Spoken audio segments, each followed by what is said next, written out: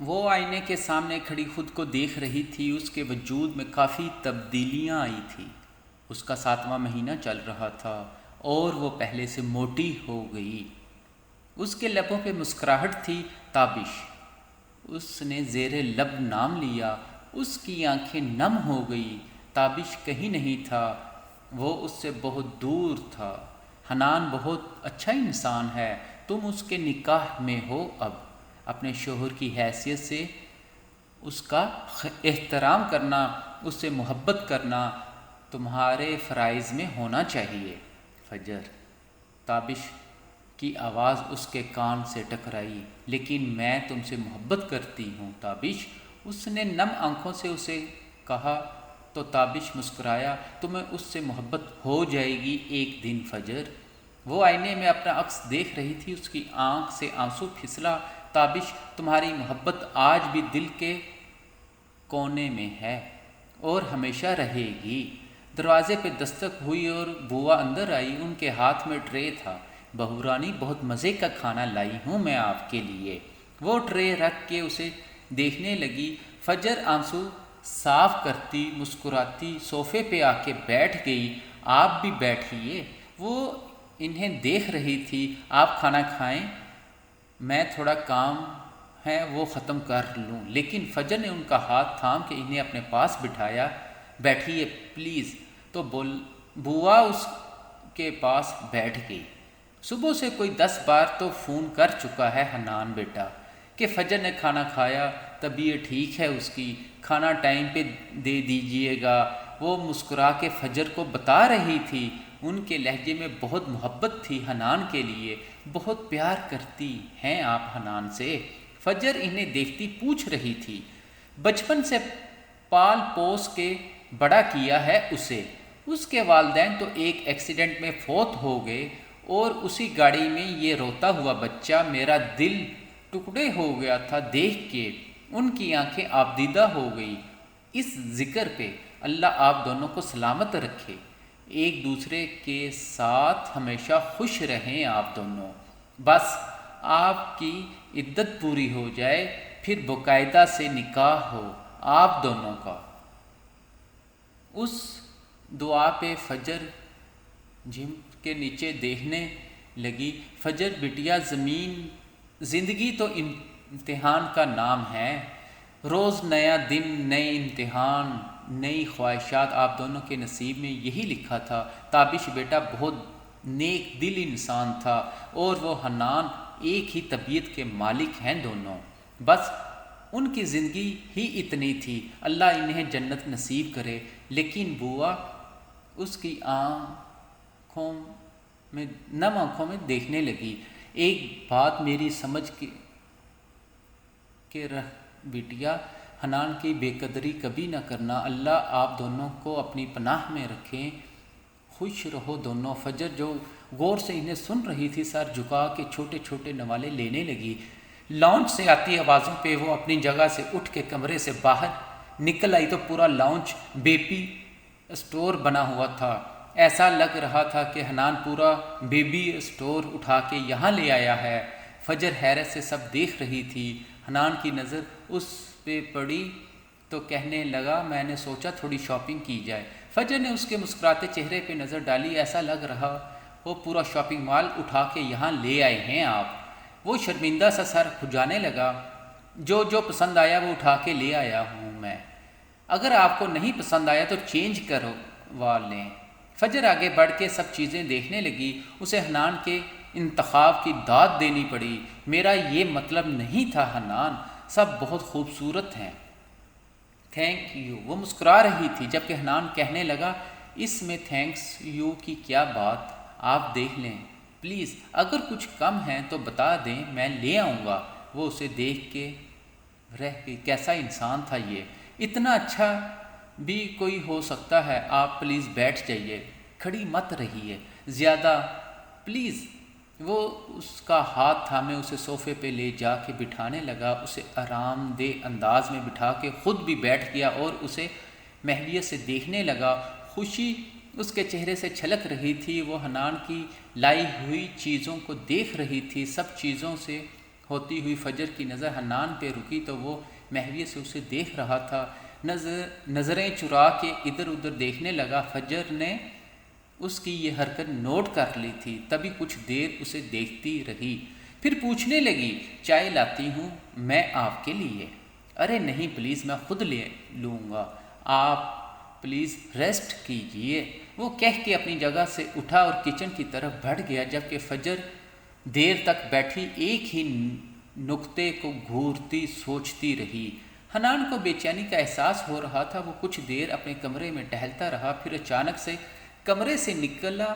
وہ اس کمرے کے سامنے آ کے رک گیا جس کی دوسری طرف فجر بے خبر سو رہی تھی۔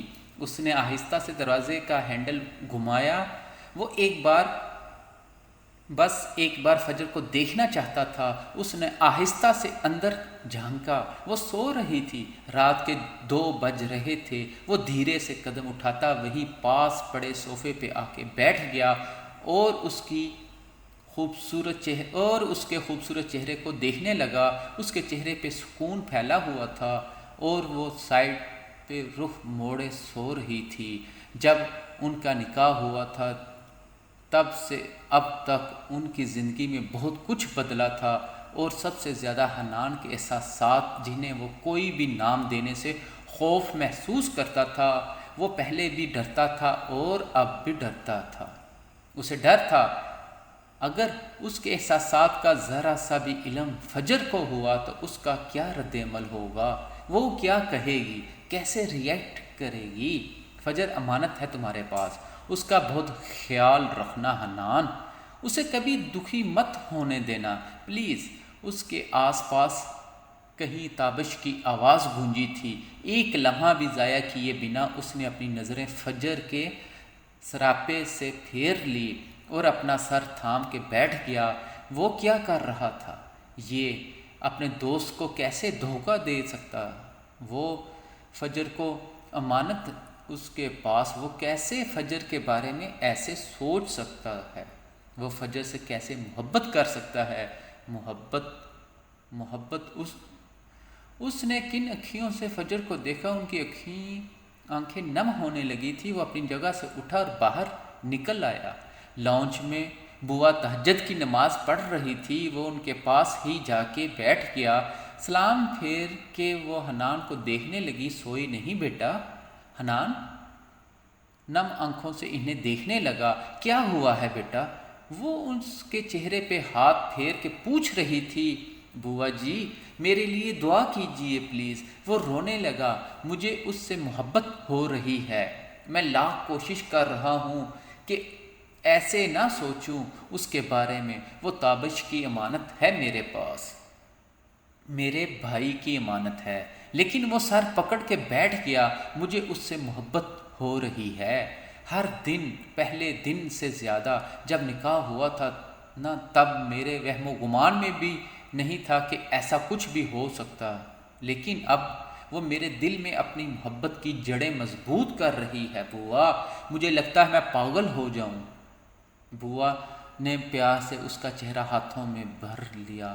میرے پاگل پتر، جا کے بول دے اسے اپنے دل کا حال۔ تابش نے فجر کا نکاح تجھ سے اس لیے کروایا کہ اسے معلوم تھا تو اس کے لیے بہت اچھا ہے، امانت ہے، اس لیے وہ تیرے پاس، کیونکہ وہ تجھ پہ بھروسہ کر کے اسے تجھے سونپ رہا ہے، کیونکہ اسے پتہ ہے کہ تو بھی اسی کا اسی طرح خیال رکھے گا جیسے وہ رکھتا تھا، اور تو بھی اس سے ویسے ہی محبت کرے گا جیسے وہ کرتا تھا۔ بوا اسے سمجھا رہی تھی اگر وہ مجھ سے محبت نہ کرتی ہوئی تو اس کا ڈر بول رہا تھا، تو اس وقت کا انتظار کا جب اسے خود تم سے محبت ہو جائے گی۔ بوا کے کہنے پر وہ انہیں دیکھنے، وہ فجر پہ کوئی زبردستی نہیں کرنا چاہتا تھا، وہ تو بس اس سے محبت کرنے لگا تھا، بے حد محبت، اور وہ اپنے جذبوں کو الفاظ دینا چاہتا تھا بس۔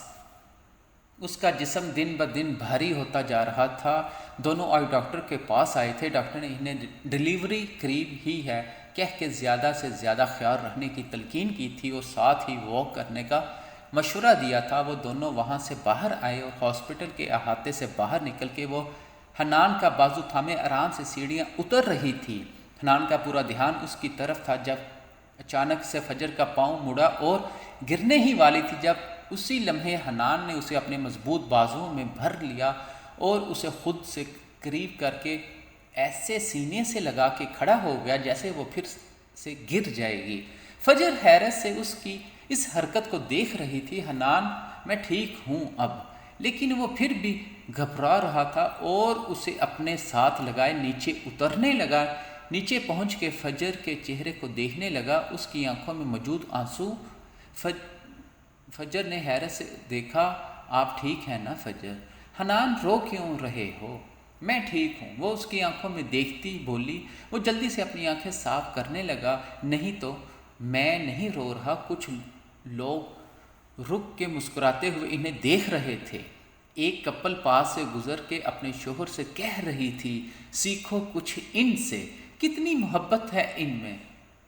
حنان اسے لیے گاڑی تک لایا، اسے آرام سے گاڑی میں بٹھا کے خود بھی بیٹھ گیا۔ وہ گاڑی سٹارٹ کرتے رک گیا۔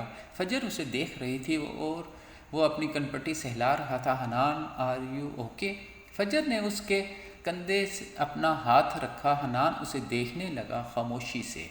حنان، فجر نے دوبارہ سے اسے آواز دی۔ وہ چونک کے سامنے آیا، پھر گاڑی سٹارٹ کر دی۔ میں ٹھیک ہوں۔ وہ دھیان سے گاڑی چلا رہا تھا جبکہ فجر بار بار اس کے چہرے کو دیکھ رہی تھی۔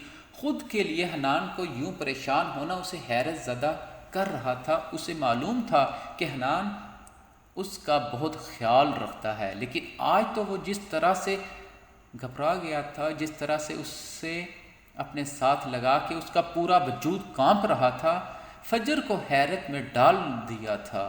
اس کا پورا جسم پسینے کی زد میں تھا۔ شدت درد سے اسے ایسے لگ رہا تھا جیسے اس کی ہڈیاں ٹوٹ رہی ہوں۔